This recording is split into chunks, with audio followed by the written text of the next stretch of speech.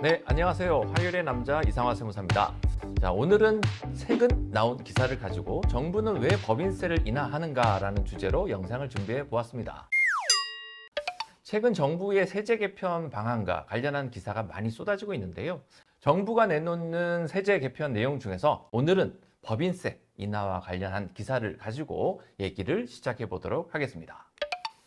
자, 일단은 높인 법인세가 다시 되돌린다. 상속 증여세도 완화한다. 이런 내용들이 나오고 있습니다. 그래서 법인세 최고 세율이 25%에 해당을 하거든요. 근데 25%의 세율을 이전 상태인 22%로 낮추는 방안이 유력하게 검토된다. 이렇게 되어 있는데요. 법인세 최고 세율 25%를 내는 대표님들은 당기순이익이 200억이 넘는 회사에 해당을 하겠습니다. 그렇기 때문에 대다수의 중소기업에는 해당 사항이 없다. 그러니 대기업들은 상당히 많은 세제 감면의 혜택을 보게 될 부분인 건데요. 그렇다고 해서 중소기업들은 어떤 자세로 임해야 되는지에 대해서 조금 짚어보도록 하겠습니다. 정부에서 내놓는 법인세 인하 방안은 최고 세율이 25% 구간을 다시 22%로 인하한다는 내용이기 때문에 중소기업들은 세제 혜택의 인하가 없는 것인가? 이렇게 판단할 수도 있는데 이것조차도 조금 오산일 수가 있다. 디테일하게 한번 보자고요. 일단은 현 정부가 대기업을 필두로 민간주도 성장을 유도하고 있는 만큼에 법인을 대상으로 한 각종 세제 감면 혜택들이 연장되거나 새롭게 마련될 가능성이 높습니다. 여기에서 힌트를 좀 얻자고요. 중소기업들에게도 일단은 프레임 자체가 법인이잖아요. 그렇기 때문에 돌아오는 반사이익이 분명히 있다라는 부분입니다. 그러면 정부가 법인으로 사업을 하고 투자를 유치하는 것을 유도하는 측면도 있겠지만은 그것이 아니라 하더라도 법인을 잘만 활용한다면 대표님의 세후 수익을 극대화. 이게 무슨 얘기냐면은 세후 수익이라는 거는 법인세 이후의 수익을 극대화한다. 이익잉여금을 극대화한다. 이렇게 얘기를 할 수 있을 것이에요. 근데 반대로 법인을 제대로 활용하지 못한다라면은 이거는 법인을 운영을 안 하느냐 못한 결과가 될 수도 있기 때문에 예전보다 조금 더 첨예하게 접근해야 될 필요가 있다. 이렇게 볼 수도 있습니다. 회사를 운영하는 방법 자체가 서울에서 부산까지 차를 타고 쭉 가는 일련의 과정이라고 한번 가정을 해볼게요. 개인 사업자는 수원에서 한번 내리고 대전에서 내리고 천안에서 내리고 이렇게 계속 내리면서 통행료를 계속 내면서 목적지까지 가는 거. 통행료라고 하는 게 세금이겠죠. 그러나 법인 사업자는 일단 하이패스 달고 쭉 부산까지 쭉 다이렉트로 간다라는 부분인 거예요. 그래서 부산에 도착했을 때에 프리패스 수수료하고 통행료도 전부 다 거쳐서 한 번에 내게 되는데 여기서 말하는 이 통행료가 소득세를 얘기를 하는 거고요.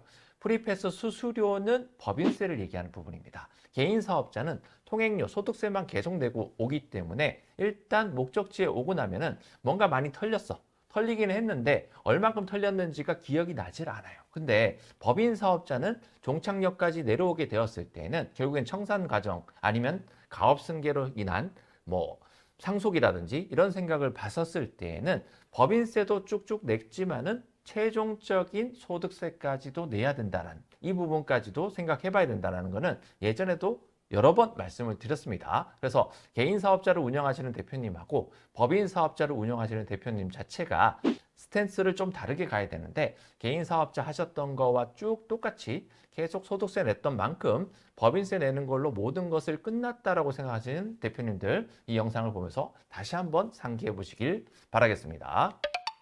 자, 이렇기 때문에 이 사실을 인지하지 못하고 단순히 당장의 소득세를 아끼겠다는 일념으로 법인을 운영하시는 대표님들이 어떤 대표님이냐면 그 급여를 일단은 한 500만 원 정도 픽스 시킨다고 말씀을 드렸잖아요. 그러면 당장의 소득세는 굉장히 아낄 수 있어요. 그리고 법인세를 어느 정도 내고 나면은 그 나머지 금액이 잉여금으로 다 보내게 되는 케이스들. 나중에 이 잉여금에 대해서 막대한 세금이 나간다는 사실을 알고 붕괴를 하게 되는 거예요. 근데 오늘 주제가 법인세 인하라는 주제를 가지고 있지 않습니까? 그러면 법인세 인하를 잘 활용을 하게 되는 케이스는 법인세도 낮추고 그러면 법인세를 덜 냈다라는 거는 잉여금에 더 많은 금액이 가게 되는 거예요. 국가는 소득세를 낮추는 방안은 앞으로도 몇십 년이 지나더라도 그런 일은 없을 거라고 단언을 합니다. 근데 법인은 성장 주도를 가져가야 되기 때문에 법인세 인하를 한다라는 이제 내용이 나온다라는 거죠. 그러면 법인세 인하 일단 받고, 그러면 잉여금이 굉장히 많아지는 이 케이스에서 적절하게 엑시트 전략을 잘 세우게 되면은, 예전에는 법인세 내고 나머지 80%를 엑시트를 했다라고 보면 지금은 법인세 한 5% 내고 95%의 잉여금에 대해서 엑시트를 하기 때문에 세후 수익이 올라갈 수 있다. 이런 부분에 골자로 말씀을 드리는 바입니다. 자, 법인을 운영하신 대표님께서 저희 같은 전문가가 필요한 이유가 바로 여기에 있습니다. 그렇기 때문에 법인이 내는 프리패스 이용 수수료, 이게 법인세고요. 거의 면제받는 구간까지도 가고 있습니다. 현행 세법상을 앞으로 바뀌는 세법까지도 좀 고려를 해보면은 연구인력 개발비 세액공제라든지 각종 세액공제까지 적용을 받게 되면 법인세를 0을 낼 수 있습니다. 당기순이익이 5억인데도 불구하고 원래대로 하면은 직관적으로 보면 세금이 한 8천만 원 정도 나와야 되거든요. 그러나 R&D 공제를 받게 되면은 세금이 0까지도 나올 수가 있습니다. 그렇기 때문에 중간중간에 통행료는 뭐라고 말씀드렸죠? 소득세. 그렇기 때문에 법인세는 안 내더라도 소득세를 적절하게 정산해 가면서 갈 수 있는 시스템을 만드는 게 아주 중요하게 되는 부분이고요. 소득세는 뭐라 그랬죠? 절대 떨어질 이유가 없다. 그러면 10년 후의 소득세는 지금의 소득세보다 오르면 올랐지 떨어지지 않을 것이다. 그렇기 때문에 현재 소득세의 기점으로 많이 빼시는 게 중요하다. 자, 일단은 같은 지점에서 출발을 했어도 전문가 도움을 잘 활용하신 대표님과 그렇지 못한 대표님은 같은 지점에서 출발했다 하더라도 부산에 도착했을 때 지갑의 두께에서 확연한 차이가 날 수 있는 게 세금 때문에 그렇습니다. 왜냐하면은 아까도 말씀드렸다시피 법인세는 기본적으로 크게 크지가 않아요. 그래서 부산 내려가기 전에 한 밀양 정도 갔었을 때에 법인의 지갑은 굉장히 두툼합니다. 근데 부산에 내려가서 마지막 최종 정산을 할 때에는 50% 이상의 세금을 내야 되기 때문에 지갑이 이제 굉장히 얇아지게 되는 케이스가 될 수 있는 부분인 거죠. 그렇기 때문에 천안에서도 정산 한번 하고 대전에서도 정산하고 김천에서도 정산하고 계속 정산을 하고 내려와야지만은 부산에 도착했었을 때에 막대한 세금을 내지 않고 균형 있게 세금을 정산할 수 있다. 자, 그러면 거기에서 법인을 통한 투자도 적극적으로 활용한다면 부의 증가 속도는 엄청난 가속도로 붙일 수 있게 된다. 이게 무슨 얘기냐면은 법인세율이 만약 0이라고 가정을 해볼게요. 각종 공제를 다 활용하면은 0까지 극단적으로 0으로 갈 수 있어요. 그러면 법인이 예전에는 20% 세금 내고 80이라는 금액이 남는 부분을 가지고 은행 대출 받아서 건물을 샀는데 이제 100이라는 게 남게 되니 은행 대출도 더 많이 받을 수 있겠죠. 소득이 많으니까 법인 입장에서. 그래서 투자도 훨씬 더 가속도를 붙일 수 있게 됐다라는 내용에 해당을 하고요. 그리고 특히 법인으로 부동산 투자가 유리한 이유가 개인에 비해서 RTI라는 게 없지 않습니까? 대출 규제가 없어요. 그렇기 때문에 자유롭게 대출을 받을 수 있다. 그러나 법인이라는 것은 아무런 재무제표가 받쳐주지 않는데 대출이 나오는 경우는 없습니다. 그렇기 때문에 어떻게 하면은 법인의 재무제표를 조금 더 이쁘게 만들 수 있을지, 그리고 성장 주도형, 소득 주도형, 안전성을 가지고 접근을 해야지 은행에서 조금 더 많은 금액의 투자 자금을 받을 수 있다. 이렇게 볼 수도 있겠습니다.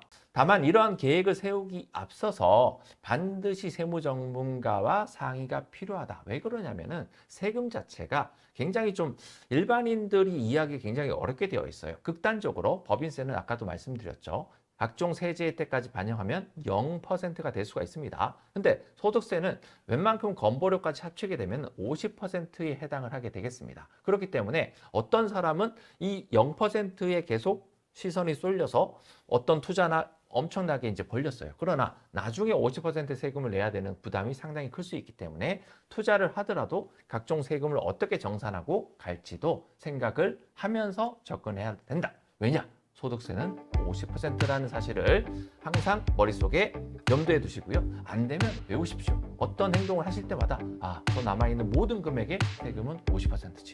이걸 어떻게 끌어낼 수 있을까? 이렇게 한번 반문을 해보시길 바라겠습니다. 지금보다 영리하고 효과적으로 법인을 운영하고 싶다라면 문의를 주시길 바라겠습니다. 오늘 영상은 여기까지 준비하고 마치도록 하겠습니다. 다음 주에 좋은 영상으로 다시 찾아뵙도록 하겠습니다.